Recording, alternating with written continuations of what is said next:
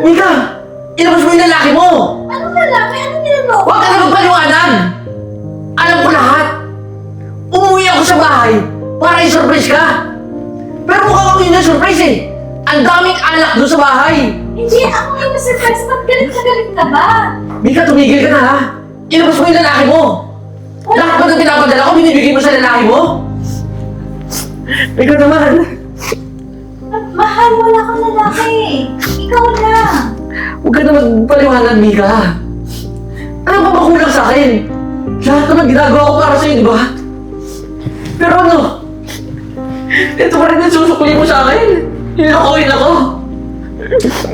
Mika, magpapakahirap mo kasi ibang bansa! Thank you for calling customer service. How may I help you? Jay, pwedeng patulong muna sa trabaho ko. Okay, ma'am. Yung tawag. Yes. Hello, mahal. Napatawag ka. Hi, mahal. Kamusta ka dyan? Eto, ayos naman. Busy sa trabaho eh. Sorry na-istorbo pala kita. Mahal. May kailangan ka ba? Ito naman, kada tawag ko talaga yung unang mong tinatanong. Ano, mahal, pwede bang magpadala ka naman ng pera ngayon? Di ba kakapadala ko lang sa'yo? Saan mo ba ginagastos yung perang mga pinapadala ko sa'yo? Kailangan ko lang kasi talaga eh. So, sige. Mamaya, pag lunch ko, magpapadala ko. Ay, salamat. Lakihan mo na din So, sige na. Busy pa ako sa trabaho eh. Bayan, galit ka na naman. Love you, mahal. Bye-bye, love you. Okay, bye-bye.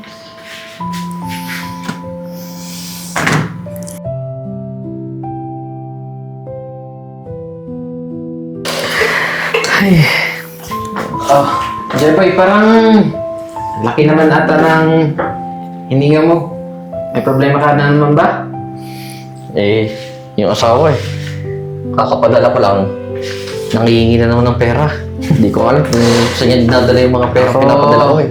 Nga babae nga naman. Pagka alam nilang malayo yung asawa nila, alam mo na, mabilis makagawa ng kalokohan. Lalong-lalo na, mag-isa lang yung asawa doon. Kasamang iba na kamag-anak mo. Alam mo naman yung mga babae.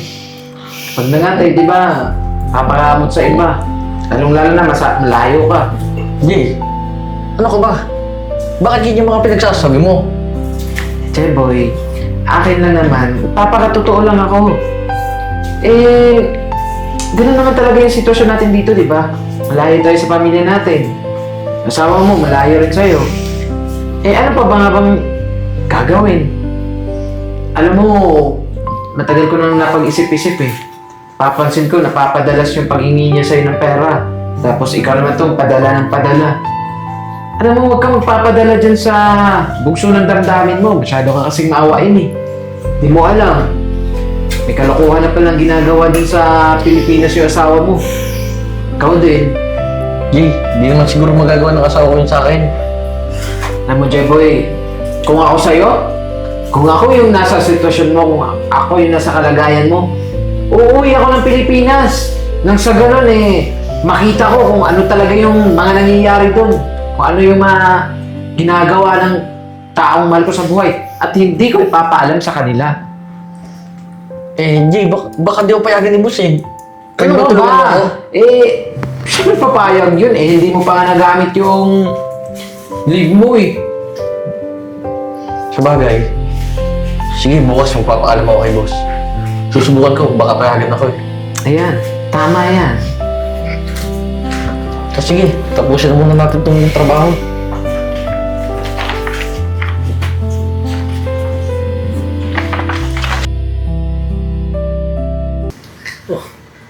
Katulog si paring Marlon. Oo nga eh. Siya pa.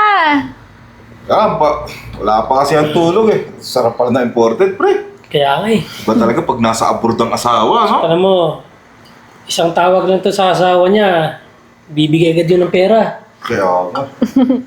Sobrang swerte ko talaga dun. Buti na lang naambulan tayo, no? Kaya nga eh. Kapadala nung asawa niya, pag-iinom natin. Sarap dapat. Aminin nyo, sobrang sarap ng mga alak, no? May gala ako nakatikim ng sarap pala ng ng stateside. No? Kaya nga eh. Alam mo, Mika, susunod pag nagpadala yung asawa mo, tawagan mo lang kami. Alam mo naman kami, pag nakakita lang ng alak, pupunta agad. Tsaka, ano ba, minsan naman punta tayo ng mga may mga bar, mga ganyan. No? Kaya- Bakit hindi lagi tayo dito sa bahay? Tama. Dapat mag-bar din tayo. Tama yan. Para marami tayong mga alak na natitikman. Tsaka alam mo, yung asawa mo, ka masyadong tawag ng tawag. Tawagan mo lang pag humingi ka na ng pera. Para naman, nakapokus yan sa trabaho niya. Tama. Kasi, dapat, pagkakatawag mo sa kanya, tignan mo ng pera, para wala namang ginagawa yun doon eh. Kaysa, tingin ko nga yung asawa niyan, diba? May ginagawa. Ako. Alam mo naman, pag long distance, siyempre, matitiis na ba yun pag walang, alam mo na. Bagay. Kaya ikaw, habang ganyan pa yung asawa mo, yung nauutong mo pa yung asawa mo, Kaya nga eh. tingnan mo nang hinga ng pera! Ako, kayong dalawa talaga, sobrang lasing yun na. Pero talagang tama naman lahat ng sinabi nyo. Napakaswerte ko talaga sa asawa ko. Alam mo, Lagi nandyan. yung asawa mo maswerte sa'yo. Eh, nakita ko yung asawa mo, hindi man kagwapuan.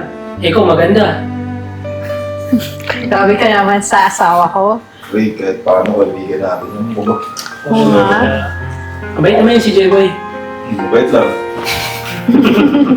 Nako, kayo mga lasing na talaga kayo eh. Nandito kayo. Yung mga iniinom nyo galing yung sa asawa ko ha. Huwag kayong ganyan. Salamat ka sa asawa niya. Sabihin mo thank you. Thank you. Yan! Alam ko, di mo masabi.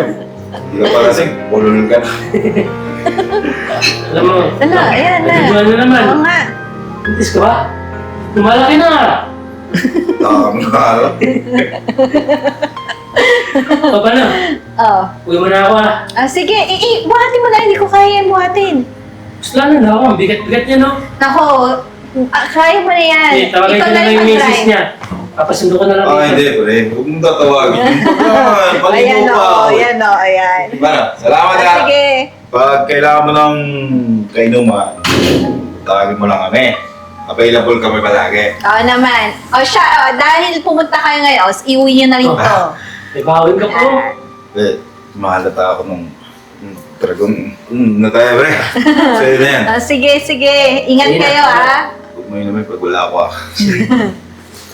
Ingat, ingat. Salamat ha. Okay, pre.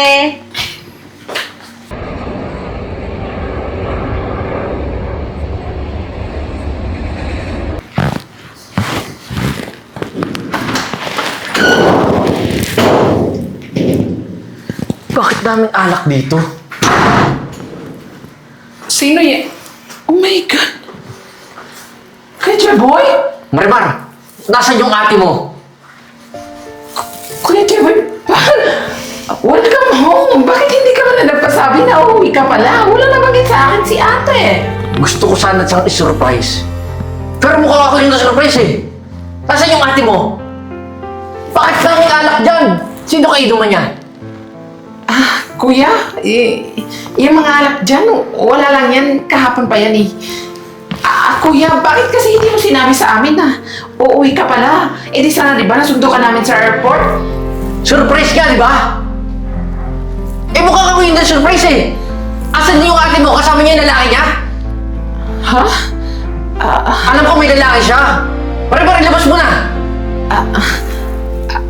Kuya, siguro, alam mo na, mas mabuti pa. Nasaan ate mo? Mas mabuti pa. Ikaw nagpuput. Ano? Doon sa restaurant, doon may bagong gawa na restaurant. Nandun siya. Kayo na lang mag-usap. Saan yun? Doon lang sa labas ng kanto, kuya. Yung bagong tayo na restaurant. Sige, pupuntahan ko. Kailan si kuya?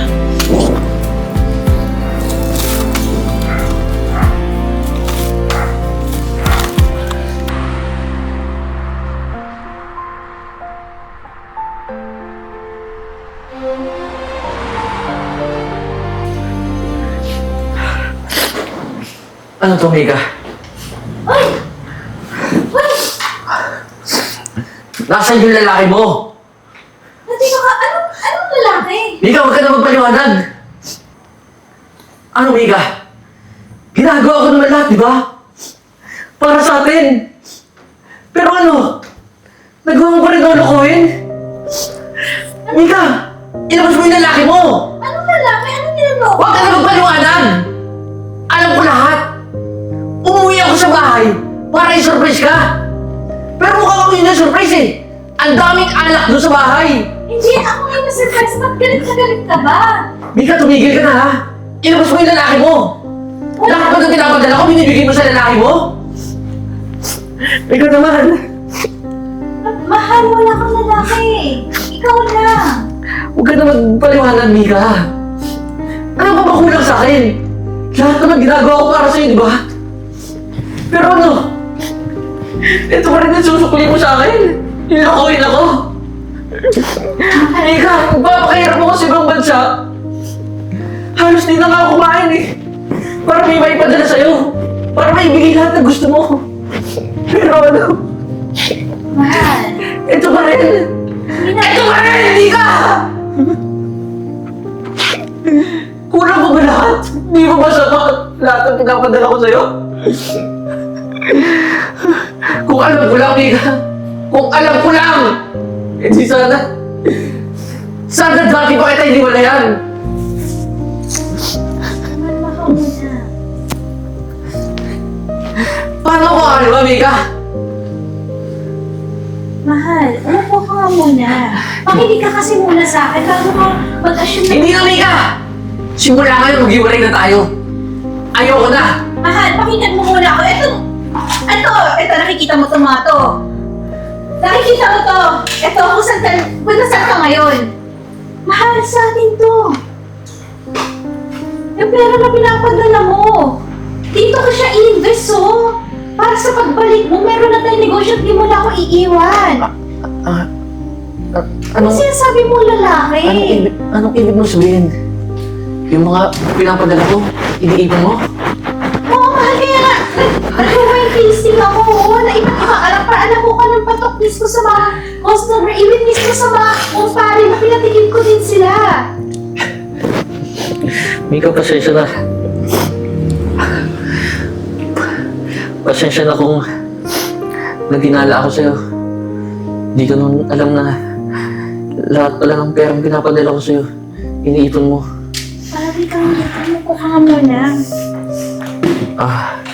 Mahal, Mika, ba't mo naman kasi ako pinag-isipan na masama? pasensya na ha. Kasi, simula kasi nung lagi ka nagtatawag sa akin para magpadala akong pera. Ang inisip ko lagi, may lalaki ka dito. Hindi ko magagawa yun sa'yo. Ano ka ba? Ba't ganyan ka kadumi mag-isip sa akin? Sa tingin mo ba magagawa ko yun sa'yo? Alam ko naman na hindi mo magagawa eh, pero iba kasi isip ko eh. Alam mo naman, nasa ibang bansa ako. Mahal, pasensya na. Tsaka maraming salamat. Kasi mas inuna mo mag-business dito para magkasama na tayo at hindi na ako lumayo sa'yo. Yeah, ginawa ko talaga lahat nito para hindi ka na bumalik sa ibang bansa. Para magkasama na tayo tapos magtutulungan na tayong dalawa. Man, maraming salamat talaga. Tsaka pagpasensyaan mo na ako yung inasal ko kanina. Hindi, naiintindihan ko naman. Kasi syempre naman, hindi ko din naman maiiwasan na, alam mo yun, hindi naman maiiwasan na ganun mag-isip. Pero lagi mo dapat ang pagkatiwalaan. Salamat talaga. Oo ha. Bumawi ka. Oo naman, mahal, babawi ako. Salamat. Okay, o siya. Ano bang gusto mo? Sakto, nagugutom nga ako eh. Kakauwi ko lang galing plate eh. Baka may makakain dyan. Ikaw ha. Pinag-anuhan mo ako kanina, sigawan mo ako ha. Mahal, pasensya na. Dala lang ng bugso ng damdamin. Yakapin mo nga ako. Kaya dito. Ulitin yan ha. Oo naman, mahal. Okay, sige. Pag-prepare na kita ng pagkain ha. Sige. Para tingnan mo din kung okay Okay, sir, natin. Sige, gutom na ako. Okay, sige, sir.